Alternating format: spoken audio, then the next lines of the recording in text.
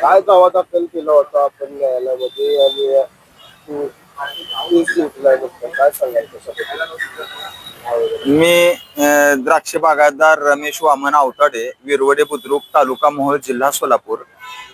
आणि माझा जो समोरचा व्यापारी होता परमेश्वर दत्तात्रय कोरे, गाव नान्नज, उत्तर सोलापूर सोलापूर. तर तो त्याने 2017-18 मध्ये माझ्याशी दोस्ती करून 2 वर्ष माल रोख स्वरूपामध्ये घेऊन गेला होता आणि 19ला त्यांनी मला चेक दिला आणि त्याच्यावरती 9,90,000 रुपये चेकची रक्कम टाकून त्यांनी मला चेक दिला होता. तर त्या चेक दिल्यानंतर मी बँकेमध्ये गेल्यानंतर बँकेत मी चेक टाकला, त्यावेळेस बॉन्ड्स झाला चेक. त्याच्यानंतर मी कोर्टामध्ये धाव घेतली, वकील साहेबांकडे गेलो. निलेश जोशी सर वकील आहेत, त्यांची मी भेट घेतली. त्यांना मी सर्व हे हकीकत सांगितले की माझ्याशी मैत्री करून व्यापाऱ्यांनी मला फसवणूक केलेली आहे. सर्व मी सांगितल्यानंतर त्यांनी कोर्टामध्ये दाखल केली केस आणि तिथून पुढं 2019 पासून आता 2026 पर्यंत खूप दीर्घकाळ गेलेला असून तरीही मला न्याय देवतांनी माझ्यावरती विश्वास ठेवून मला न्याय दिलेला आहे.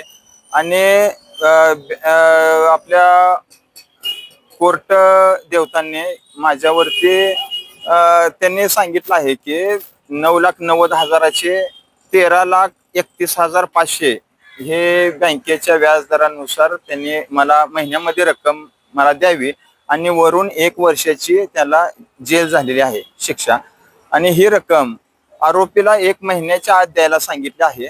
जर 1 महिन्याच्या आत नाही त्यांनी रक्कम दिली तर पुढं आणखीन 1 महिन्याची वाढीव शिक्षा म्हणून आरोपी परमेश्वर दत्तात्रय कोरे यांना झालेली आहे.